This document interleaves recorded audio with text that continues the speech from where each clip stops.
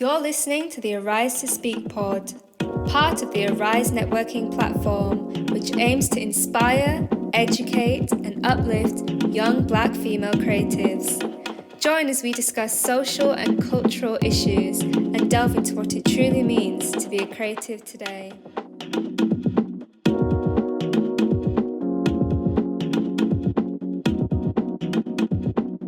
Hey guys! Hi guys! Welcome to the Arise to Speak pod. We're your hosts, Zoe and Olivia, and in this episode, we're focusing on the importance of the arts in 2020. You know, it has been a whirlwind of a year, and we just kind of need to reflect on the lights in the darkness of this year, because there has been a few lights despite the pandemic or the panoramic. The panoramic. Honestly, 2020, I don't think anyone was expecting it to be like this. You couldn't even write it, could you? Couldn't. It's disgusting, you know. Some of us have missed our graduations, you know. Just in general. Just madness. Yeah, you're right. But we'd just like to say as well, this is going to be our last podcast. Our last podcast. This is going to be our last podcast of the year. You know, cue the tears. Cue the tears of small violins. But don't worry, guys, you'll be hearing from us in 2021. You know, we've got a new online event. Yes, be sure to stay tuned for that. Keep a lookout on our Instagram, our socials, you know. So like we said, we're focusing on the importance the arts have had in 2020. So, Olivia, do you wanna jump in? Yes, I will, Zoe. Thank you for that nice hand over there. So like Zoe was saying, we wanted to focus on the importance of the arts in 2020. I guess we can all appreciate that 2020 has just not been the best of years for all of us, but wanted just to shine a light on the positive moments, like obviously looking at a creative point of view. I guess when everyone thinks of 2020, you automatically think COVID-19, lockdowns, tears, everything. And obviously a lot of that time we were spent, you know, self-isolating. You know, like the world's been quite a negative place for the past year, with like people losing their lives, the worry and uncertainty of COVID and this new thing that's just come out of the blue, and we all don't know how to handle it. I don't know about you, Zoe, but I'm sure, yeah, you did, didn't you? You spent a lot of time like homing in on your crafts, and I've spent time like going on Photoshop and learning skills. Obviously, like with COVID and having to stay inside, a lot of us have just been sat with our thoughts, and our imaginations have been growing wild. And I feel like this is something that we have neglected, especially like you're doing your day-to-day jobs or you're doing your day-to-day routines.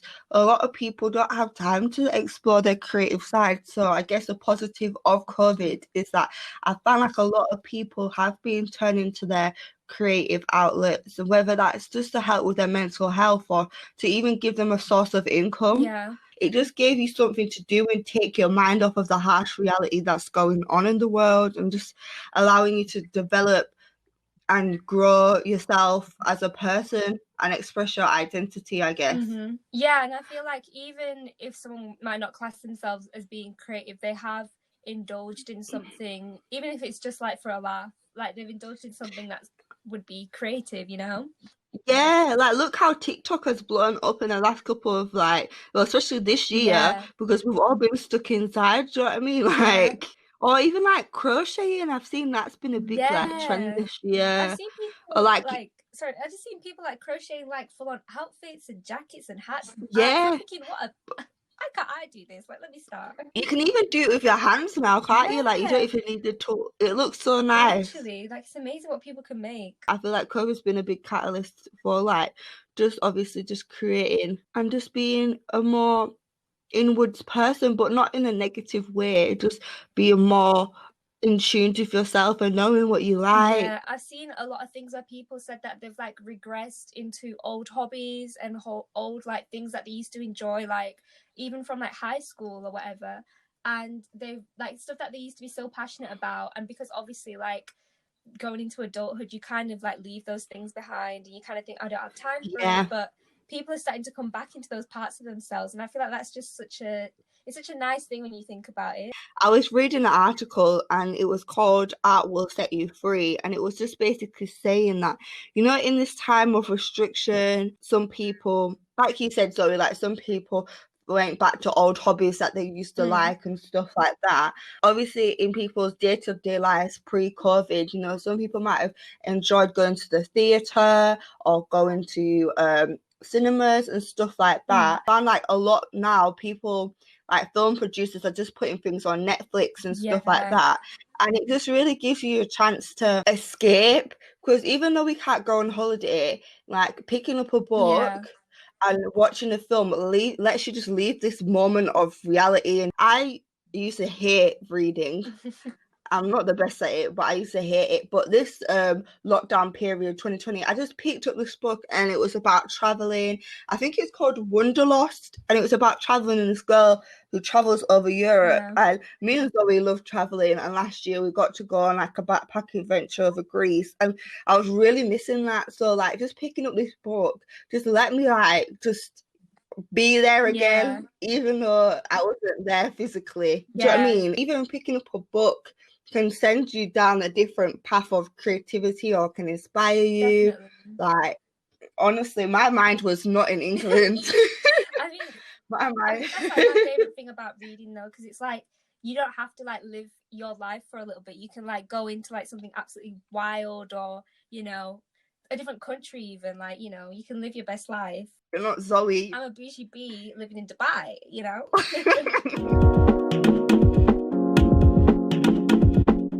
So obviously this year, besides from COVID, has been quite big on Black Lives Matter. Being a Black female, we already knew about this movement, but I feel like quite a lot of non-Black people and Caucasian people like expressed their alliance with Black Lives Matter this year, especially because of you know, sadly, like the murder of Breonna Taylor and George Floyd this year. And I feel like this year really showed people's anger with the world, with how Black people are treated. But I don't want to go into the negative parts, because obviously 2020 has not been perfect. Do you know what I mean? It's not been positive with COVID and Black Lives Matter, but we want to show a positive light. And I just wanted to show like how art and creative people have helped Black Lives Matter this year with expressing their vision, because art is a form of expression.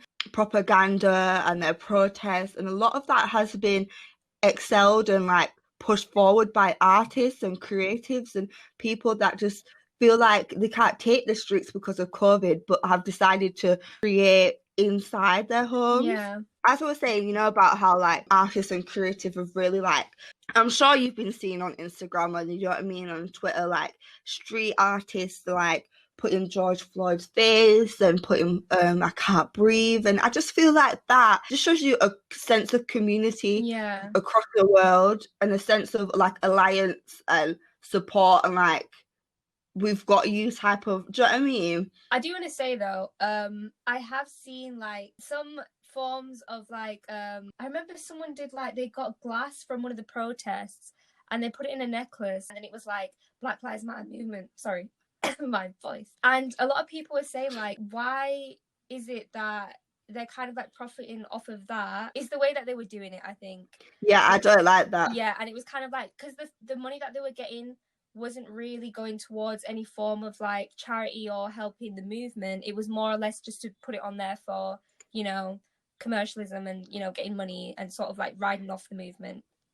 No, I've seen that. I've definitely seen that this year, especially with not even just Black Lives Matter. Do you know the I'm not going to go into detail, but the Jamaica 50, and with the deportation flights, I found like quite a lot of people was just trying to piggyback off of that. But there are a lot of good people though that are just showing a sense of, you know what, we're sick of this. This is, do you know what I mean? You need to look every day at this man's face to see what evil people have done to this person. But I was also, in terms of like a positive, in terms of Black Lives Matter, I feel like it's really helped heal people, seeing art of these people, of like George Floyd, Breonna Taylor. Obviously there's a lot more people sadly, that have lost their lives to police brutality, then obviously those two. Mm. But I just feel like seeing their faces in an artistic form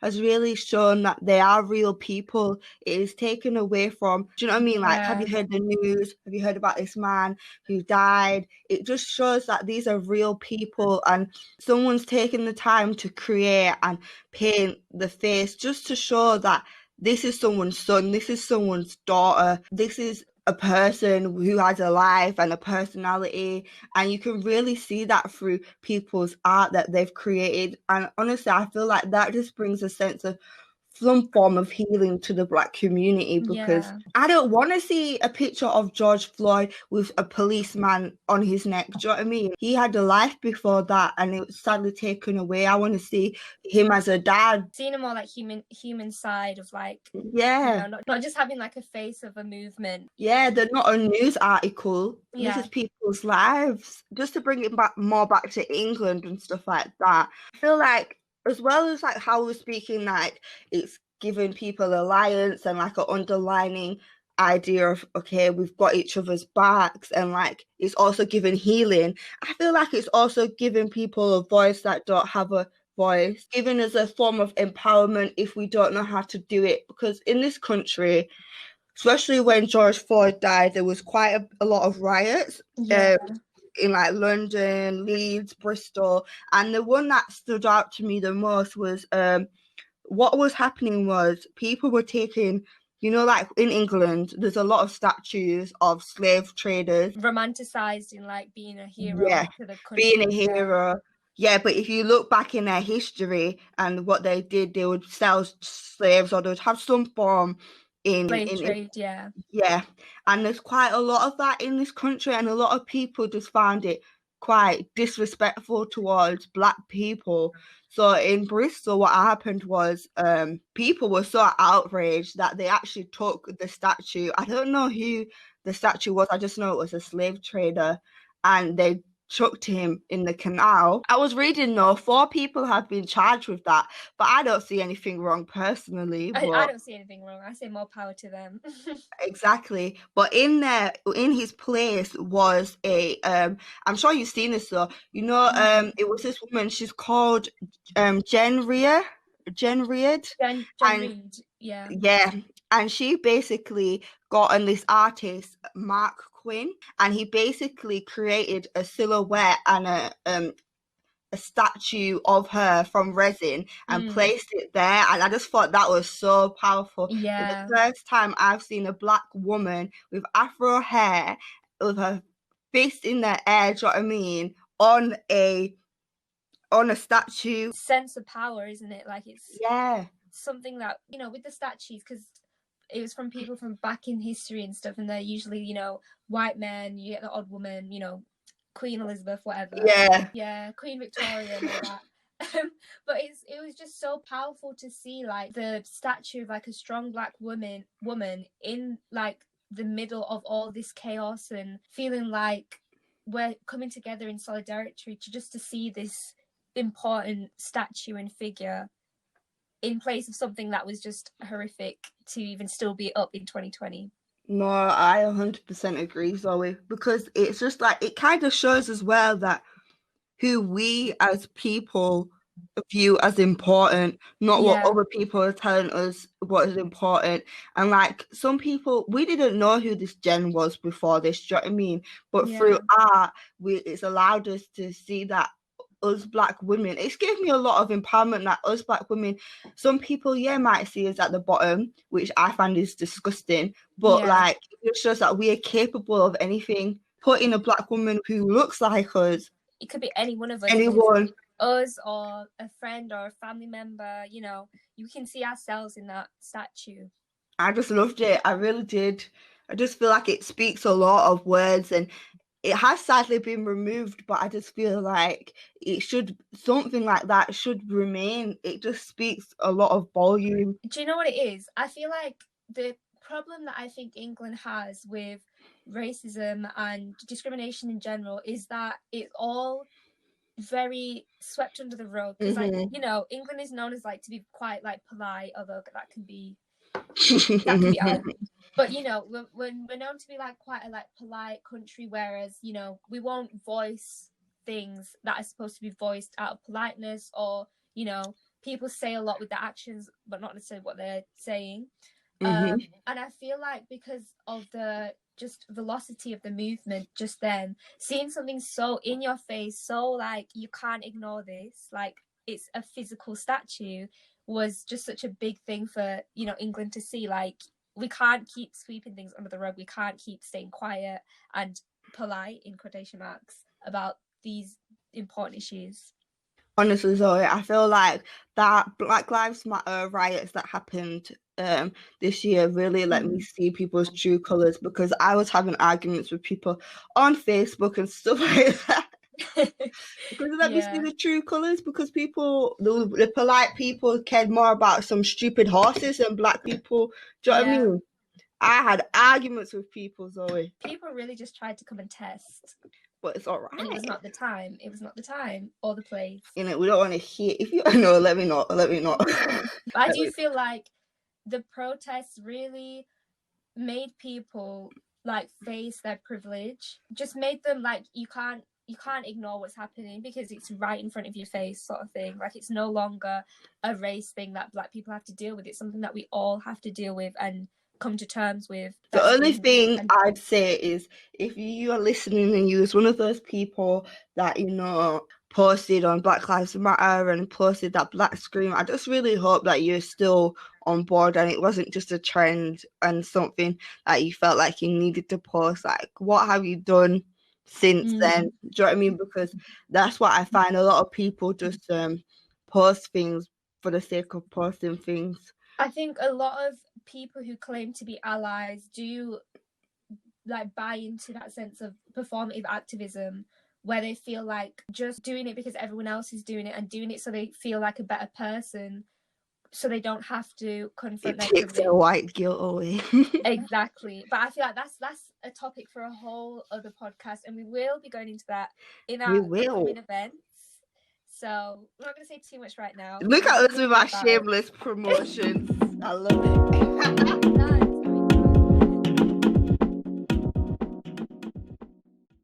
Following up on that, with, you know, seeing a black woman put in such a positive light through like a physical statue, it's really important to shed lights of representation and positive representation at that in such a crucial time that, you know, the black community needs it. I think with any minority, being able to see your race presented in such a good way, like it brings you a sense of pride and a sense of community. And especially with, you know, Black Lives Matter, coronavirus, essentially just 2020, it was really nice this year to see like all of these positive representations offering like a sense of escapism to take us out of like the harsh realities that we had to face this year. And just a few notable ones that we wanted to mention. Small Acts. I love that. Yeah, I really enjoyed that. Is there a third one? I haven't seen the third one, if there is. Yeah, I haven't watched them all because one of them's like 2 hours long, but I do really like it. Really it's just finding the time to sit down, isn't it? But I really liked it, how it like connects generations as well, because I watched it with my parents and they were like yeah, same. I remember this, blah blah blah. And we were all singing silly games for weeks. It was like, I've been wanting. Just seeing that was just so, I don't know, like it was like a sense of like healing in a way, because it's like the black community doesn't always have to be about like pain and death and just, you know, even though some of the topics that were brought up within it was serious and it was like, you know, harsh realities of things.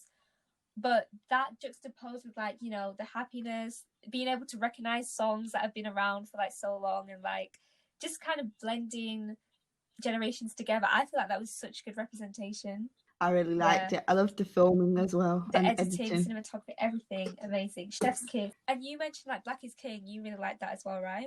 Yeah. Black is King. It was on Disney Plus actually, and I was quite surprised because I didn't hear anything about it, to be honest, until it just appeared. Yeah, really, it's because I'm out of the loop. Honestly, you old granny. But I was complaining before because I was looking on Disney Plus and there was hardly any strong black leads on there. But I guess this one can be added to the list. I did like it though, but Small Axe is my favorite. Yeah, I mean, I'm waiting for the Marvel shows to come out before I get Disney Plus, so I haven't watched it yet. And then another thing was the dating app Bumble having My Love is Black Love campaign. Yeah, I love that. I really liked that. It just showed like quite a few recognizable faces, black recognizable faces, and they were explaining what their love was and how their love is black love, and it might not just be like a man or a woman or whatnot. It's just their love for black culture, and I thought it was really shown in a positive light that, you know, black love does exist. Yeah, and I feel like it was nice to see like loads of different representations of black love, not necessarily just like heteronormative ones. It was like all sorts and like people from different backgrounds. Because especially with the black community, whenever you see it in the media, it's always just one stereotypical version, and it's not always good. It's not always like, I mean, sometimes it's good, but it's not always good. You know what I mean? There's always like some sort of underlying stereotype. I feel like it was just nice. It was heartwarming. It was heartwarming. And what about the gravy song, Zoe? The controversial gravy song now this is when that is no longer on TV anymore. This is when my social justice warrior jumped on Facebook. I liked it, you know. Oh yeah, I saw your post. Yeah. I really liked it. I was so enraged when I saw all those like just unnecessarily racist just popping their heads out once again. But yeah, I feel like, do you know what? Did you see about Tesco? Did you hear about Tesco? Yeah, they cut out the black people. Yeah, oh my gosh. My mum is like soft boycotted Tesco now, you know. But yeah, like I just feel like just seeing the gravy song, seeing like, you know, a nice like positive representation of Black Christmas. Yeah, it was nice. It was really good. I liked it. Especially like when they rang, it was the daughter ringing their dad, and I'm assuming she was at uni or something like that, and it just took me back to like when I was at uni. Okay, I wasn't at uni that long ago. That sounded like I was at uni ago. But it took me back to like when I was at uni. Obviously not for Christmas, but like times where I'd ring my family and they would all be like having dinner, and I'd just sit and like on FaceTime and we would laugh and joke and sing that, oh my gosh, like that's like my family. Obviously we didn't sing a gravy song, but it was nice. Yeah. I liked it. Yeah. This is the power of representation because you can relate to it and you feel like a sort of comfort. And all you hear is about the Sainsbury gravy song here. Just because it was a black family on there does not mean that you cannot shop at Sainsbury's and it doesn't represent you. Like the amount of adverts I've seen with like, I don't know, like cartoon people. Aliens. That doesn't represent anyone. Aliens. Yeah, it's the carrot adverts, the little carrot families. Do you see that? Yeah. Carrot? Am I a turnip? Every single argument people had against it, like especially with saying like how the black population in the UK is very low and it's more of a white population. Just because we're a low population doesn't mean we don't deserve to have one advert. One advert is all we want. But anyway, more Sainsbury's for us. Whilst we're looking like the importance of arts and creatives this year, we also just wanted to highlight some, I don't want to say highlight the negatives, but just speak about some of the things that get swept under the rug. Why is it that people are still doubting the importance of creative careers? I feel like just putting it out there, obviously we know like the key workers, the NHS workers, they have really, you know, been carrying the country since lockdown, like they really have, and we're not discrediting that at all. I just want to say that, just want to highlight how creative careers also has had some significance in this year as well, because being able to digest a form of like some sort of film or, you know, something that was done creatively has helped us. So like creatives in themselves sometimes feel that they are not paying like the respects that they deserved. And what I mean by this is recently I saw like this girl on Twitter. She kind of went viral with her paintings and stuff. And people were saying like she was black as well. So like, you know, black community was around and being like, yes, like we're going to support this girl. When she starts up her website, we're going to go out there, support black businesses, support black creatives, all of this stuff. So she thought, when I start selling my stuff, obviously there's going to be loads of people who want to buy my prints and stuff because people have actually said to me they want to buy them. She goes, she makes her website, she starts selling them, and then we're seeing tweets about people saying, £3,000 or dollars, I can't remember if she's American or not, for a painting. Like, who's going to pay that much? Like, she's really, she's trying to be bossy and bougie, and that's not going to happen. But obviously she had to reiterate now to everybody, like, not everything on her website was, I wish I could remember her handle, but I can't remember right now. But she was basically saying, like, not everything on my website is this expensive. First of all, they're painting it in such like a bad light, because now no one's going to go on there because they're going to be thinking, oh, it's so expensive, blah blah blah. But the one that was for 3,000 was the original piece. It was things that she spent like hours painting that, so obviously she priced it at a price that she thought it was worth, and it was like a big piece. It was the original one that she was going to send out. And I feel like that just kind of really made me think, like, why is it that people want to discredit other artists and like just creators in general? Why do they want to discredit what they think they're worth? Because you won't go into a supermarket and see something and you think, oh, I can't, that's too expensive for me. You won't go to the shop assistant now and be like, you know what, you should price this down. So why are we doing this to creatives? Honestly, imagine. Yeah, like, I feel like if you feel like it's too expensive, that's it. Don't buy it then. Someone else will buy it. Exactly. Riding off the back of that, one thing that really annoys me is that people think they can commission creatives to work for free or in exchange for exposure or experience, or for them to work at like a reduced price. Because say, like, if the company is like, quite well known, they'll be like, well, you've worked for us, so you could reduce your prices a little bit. But that kind of discredits and doesn't put respect on the hours that the creative has put into their work. And experience won't pay our bills, so like, what are we supposed to do with that? With experience, we can gain that on our own time. Like, when we're working on an actual project, we should be getting money. We should be getting some form of, money. Yeah, we should be getting money. And you know what, I'm not bashing anyone who does want to work for experience, because I do understand that, but I do feel like the general consensus that we should be accepting of like free labor and just kind of like just being accepting for like the bare minimum, I don't think that's right. No, I don't either. And like, for those of the people that are worried about like asking for money, I saw this thing and it was basically saying, like, you know what, don't be worried about like ruining further work or for like recommendations that they could be giving you by you pressuring them for money, because if you're not getting paid, you're not really doing business with these people. You're doing like a favor or a hob, like, doing something. You're helping them out. You're helping them out, essentially. Thank you. That's what I was trying to get. And also, I feel like this is underlying with the damaging assumption that being a creative is like all play and no works. A lot of people think like, oh, drawing all day must be so fun. Like, what do you even do all day? You bash one painting out, you bash one mock up out, you do this, you do that, and that's your day done. But the amount of hours that I put into just the smallest things that are not even the bigger picture that we have to do, hours, days, like even weeks, like the content that we produce, like you don't see the behind the scenes. Even just working up to learn how to do these sort of things. Yeah, it takes time. Yeah. I'm sure we'll go into this further in time, so it's a bit more substantial. But here's a few like tips on if you're worrying about like pricing or struggling with pricing your work. Just take a few things into consideration, such as the time, like how long will it take you to do this? Like, if you're doing like a smaller commission, then you can price it at a lower price. Although if it's taking a longer time, or that you're gonna have to set aside like a week or so to do it, you're gonna have to price it more. Is it going to be something that's difficult? Is it something that's kind of out of your skill range? If it's something new that you haven't got a lot of experience at, you could like price it down low if you feel that is just for you. And also think about your current workload. Like, if somebody wants something at a set deadline and you feel like this is you're gonna have to take out quite a lot of your day to do, then definitely price up to account for that. And your current like going rate, like where are you right now in your market? Where are you in your like skill set in general?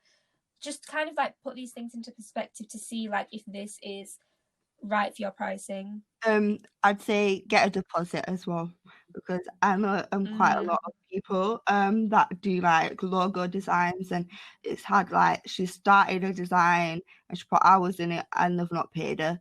So now she puts a deposit down, like half of the price, because some people, they'll say, I want this and I want that, and you do it and they'll disappear, or they won't pay you even though you've put in the hours. So yeah. If someone is asking for you to do it at like a quicker time, let's say if they want something done quicker than you usually do it, make sure they're willing to pay for that, because it's also not even just the fact that you have to do it quicker, it's your mental health as well. That's going to take a lot out of you if you have to do something in the shorter time than you're used to. And if you're willing to take that on, make sure you price accordingly. Amen to that. You know how we was on the topic of looking at things that are swept under the rug. Me and Zoe have also wanted to speak about ethnic competition. Ethnic competition is the non-supportive or like isolated Black people who have like claimed the Black role in their firm, or like they're the only, do you know what I mean, Black person. Because like in England as well, you have to have a percentage of ethnic minorities hired, and some people tend to think if they've got the Black role, then it's theirs, they've claimed it, it's their success. Because obviously ethnic minorities have a harder path to success, so it often becomes a competition of who's on top, who's gonna reach that success first, and a competition of not wanting to share. I feel like I've not personally experienced this, but I've heard of this happening to people. Whereas like someone might feel threatened because they're not like the token Black person, which I'm not saying it's a large population of the Black community, but there might be the odd few that think, right, so there's another Black person that's coming now, like they're going to take up my shine essentially. And I don't think that's like a healthy way to look at things. That's a narcissistic view. That's very narcissistic, yeah. And I feel like as a community we should be coming together and, you know, trying to uplift. Like I feel like, me personally, if I know, like, if I'm working somewhere and there's another Black person, I'll be so happy. Like, I'll be like, hey. I'm like, welcome to the club. Also looking at that, which, again, we're going to go into further with our event. Another one, Zoe flipping it. Another one, yeah. Also, because we're looking at women as well, there is unconscious biases which affect women in the workplace. And according to the What Works for Women at Work report, which I can't remember the authors at the moment, they were basically signifying that there's 4 main biases that affect women in general. And one of them is called the tug of war, and that's essentially the same thing as ethnic competition, but it's more of a gender-based one with women. Yeah. So because there's not a lot of spaces for women either in, you know, job roles, when they see like another woman that's like, you know, kind of their competition, they're thinking, well, there's barely any space at the top for me, and I've worked so hard to establish the place that I'm at. Like, I don't want another woman just coming in right now and like stealing my thunder, like taking away all that time that I've worked, and they've just come in and done it like that. And I feel like that's similar to like ethnic competition. Although it might not seem that it's that common, I feel like some people may still have to deal with that in the workplace. With the ethnic competition, people might be doing it and not realizing that they're doing it because of internalized racism that's still ingrained in like their sense of doing things, and they don't realize that they're essentially bringing off like this sense of competition and sense of like, I need to be the only Black person sort of thing. Yeah, 100%. And our last point regarding like what's been swept under the rug is taking credit. In this day and age of Instagram and Pinterest, it is a lot easier for artists and creators' work to be shared online, which is obviously a positive. But I guess also it's a negative because it allows people to obviously more exposure, but it allows more exposure to people taking credit for your work or stealing or even just screenshotting it and not tagging you in it. And obviously, like Zoe was saying about, you need to value your work and all the time and effort that you've put in for someone just to screenshot it and take it away and to potentially just say it as their own. Some people might just want to like post it as they might like the art, but obviously you want to gain something from posting your work online. So I just wanted to just go over some tips for you guys for when you are posting your work on social media. So the first one would obviously be add watermarks or sign your artwork. Me and Zoe, we tend to put our handle. Our handle post so it can't be cropped out. Also, you could upload your works in progress. You could also, what is beneficial is being actually nice to your following, because if you have a loyal following, they could tag you in posts that someone might have like claimed as their own, which is actually your work. You could also keep digital records of your work. If it's something that's so near and dear to your heart and you really want no one to like take credit for it, you can register your work, which is obviously like copyright. Also add that copyright caption to your post. But I'd also say the main point would be, like, for example, if your post is to do like Black Lives Matter, I don't know, women's empowerment, maybe just check the hashtags and see, like in the recent hashtags, if your post has been reposted, and maybe just send them a nice DM saying, hi, I really appreciate it if you could just tag me in it, because I spent a couple of hours doing that. And also the main thing that I would say is, before you even post, think to yourself, is this okay? Am I okay and willing to post this and share this with the world, and just be aware of the possibilities that people can screenshot it and repost it. That's what I always do with my, does it outweigh the negatives? And 9 times out of 10 it does. I just want to say as well, like, I feel like with today's culture of sharing and, you know, posting things on social media, with Pinterest, which I know is like the best thing ever. I love Pinterest, but I do understand, like, sometimes I'll see things and I can't even find the person to credit. Even the same post, something you can backtrack, but that's not always the case.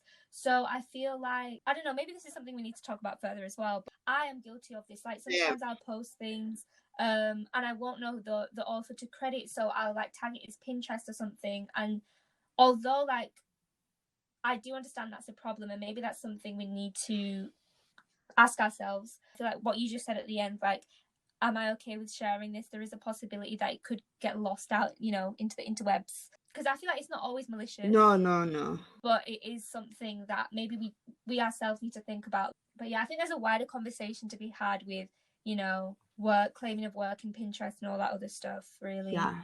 You know, since we've spoke about a lot of negativities, you know, let's end on a positive note, as it is our last podcast of the year and it's nearly Christmas. You know, we need positivity. So what are we looking forward to, Zoe, in the year to come in terms of creativity? Anything that you're looking forward to in particular? I'm looking forward to like more creative freedom, because I know that there's, you know, with the lockdown, it's halted a lot of plans. Some things that we couldn't do that needed to be physical, or like, you know, even just like ideas in general that people have just been like conjuring up. Like, I'm sure there's so many like fruitful ideas that can, like, you know, come forward and come into fruition like next year, once isolation lifts and everything, and people are able to like make these ideas into reality. I feel like there's going to be so much. I thought it's going to be like an explosion a little bit, you know? Yes, I agree. I'm looking forward to being able to socialize, like bouncing ideas of other people, because it's not the same when it's online. One thing I'm excited for as well is just this year, how the creative landscape has changed since COVID has hit. You know, there's been new innovations and new ways of doing things that we would never think of doing before. Like, for example, the fashion shows that are done digitally without models, like they've done with like 3D rendering and stuff. And I'm sure a Black woman started that as well, so I'm quite proud. But like, you know, you would never think that clothes could be walking down a runway without a model and done digitally. And just like the way that people like coming up with these new ideas and new way of doing things, like what's next, what can we do when we're able to go out into the world and, like you said, bounce ideas off other people and come up with new ways of doing things. I'm excited for graduation. Finally graduating. Well, we've graduated, but we've not done it in the sense of, you know, being able to celebrate it. You know, I want my cap and gown. And lastly, like, more creatives will probably be emerging, maybe. Like, maybe people have just realized that they've got this new interest or new creative passion, or like a creative passion they've always had, and now they're thinking like, this is maybe 2021 is the year for me to put my hobby into a career or a passion, you know? Oh yes. I'm ready for a new year. Honestly, I think a lot of people are ready for 2021. As we said, this is our last podcast of the year, so be sure to check out our social medias, because we will still be posting on there. Our Instagram, Facebook and Twitter is at arise_creative. We'd love to hear from you and how you guys are like celebrating in the new year and what you're looking forward to. We have a new upcoming event starting on the 8th of January 2021 called Elements of Creativity, and we will be posting more about that on our Instagram, so be sure to check that out. Yeah, we'll have a lot of tips on how you guys can hone your creativity, release your inner creative in a way. So thanks for listening. You've been listening to the Arrive Speak Pod. Happy New Year and Merry Christmas. Happy New Year, happy holidays, happy Christmas, and thank you guys for all your support in 2020. You know, bring on 2021. Big successes Yes, that are going to happen we to claim us in it. 2021, Zoe. Us to everyone who's listening. Thank Bye. you.